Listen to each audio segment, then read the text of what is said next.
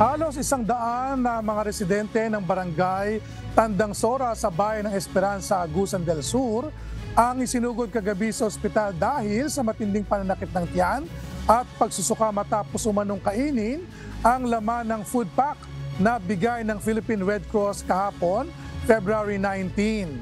Ayon sa Municipal Disaster Risk Reduction and Management Office ng Esperanza, nasa 1,000 food pack ang ipinamahagi sa mga residente ng Tandang Sora.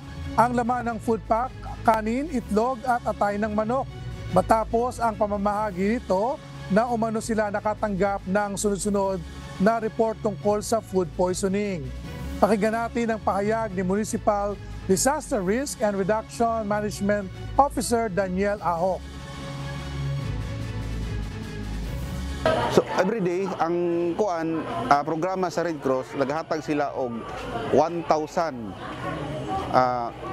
hot meals every day. So kami nag-schedule kung kini nga barangay ang tagaan, so kami nag-facilitate. So ang sulod sa maong pack lunch na siya rice, na kining atay sa manok ug egg. So maura mo daw ito ilang gikaon. So after ato, pila ka oras, bisa kita nagtiyan ang mga kabataan, mga ubang mga katawhan dito. First time ito nga kuan ako kaning mass casualty incident.